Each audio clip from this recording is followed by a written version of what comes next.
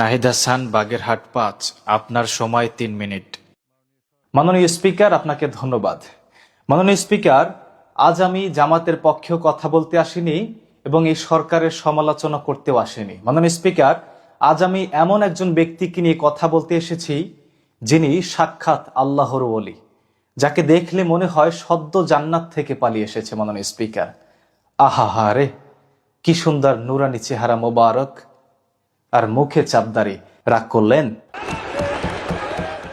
তার মতো একজন সংসদ সদস্য মাননীয় স্পিকার আজ এই মহান সংসদে বসে হিজাবের বিরুদ্ধে কটাক্ষ করেছেন।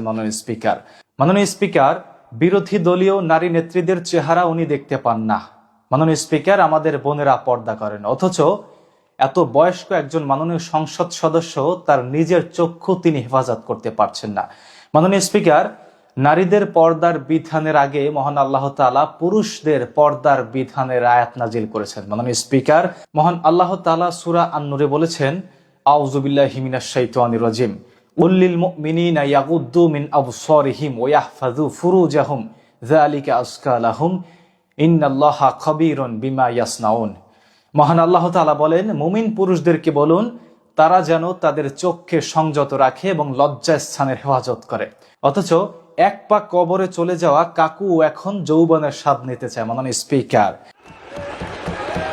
মাননীয় স্পিকার, তিনি হয়তো আমাদের পর্দাকারী বোনদের জায়গায় পোশাকের স্বাধীনতা চেয়ে আন্দোলন করা শাহবাগীদের দেখতে চেয়েছিলেন, যারা রাস্তাঘাটে হাঁটে আর স্লোগান দেয়, চেয়েছিলাম হিস্সা, হয়ে গেলাম বেশ্যা।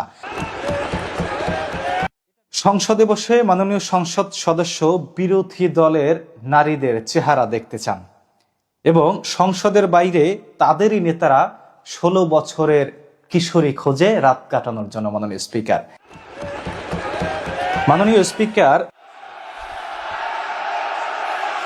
মাননীয় সদস্যবৃন্দ, ওনাকে বলতে দেন। মাননীয় স্পিকার, পর্দার মতো একটি ফরজ বিধানকে তুচ্ছ তাচ্ছিল্য করে ধর্ম অবমাননার দায়ে তাকে বিচারের মুখোমুখি করতে হবে। মাননীয় স্পিকার, আরেকটি রাজনৈতিক কথা বলে শেষ করতে চাই। শিবিরের কেন্দ্রীয় নেতা জিসানের বিরুদ্ধে ধর্ষণের অভিযোগ এনে তারা সারা দেশে বিক্ষোভ মিছিল কর্মসূচির আয়োজন করেছে। সেই বিক্ষোভ কর্মসূচি শেষ হওয়ার আগেই তাদেরই কিছু নেতা ধর্ষণ ও হত্যা করেছে, এমন অন্তত বেশ কয়েকটি ঘটনার প্রমাণ আমাদের কাছে এসেছে।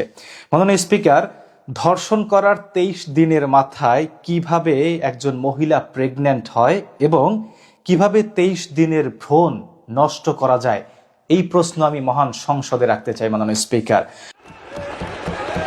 মাননীয় স্পিকার, এমন দুর্বল নাটকের স্ক্রিপ্ট সম্ভবত বাংলাদেশে এর আগে কখনো তৈরি করা হয়নি।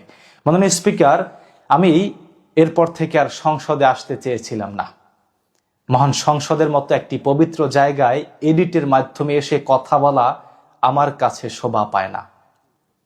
মাননীয় স্পিকার, কিন্তু যখন কোনো ব্যক্তি এই পবিত্র জায়গাকে অপবিত্র করার চেষ্টা করে তখনই আমাদেরকে সংসদে আসতে হয়। মাননীয় স্পিকার, সংসদের বাইরে দেয়ালে প্রস্রাব করা অবস্থায় একজন ব্যক্তিকে সাংবাদিক কারণ জিজ্ঞেস করলে সেই ব্যক্তি উত্তরে বলেন, সংসদ থেকে চোর সরিয়ে দিন, আমরাও প্রস্রাব করা বন্ধ করে দেব। মাননীয় স্পিকার, আপনাকে বলতে চাই, সংসদ থেকে ধর্ম বিরোধীদেরকে বের করে দিন, আমরাও আর কখনো সংসদে আসবো না।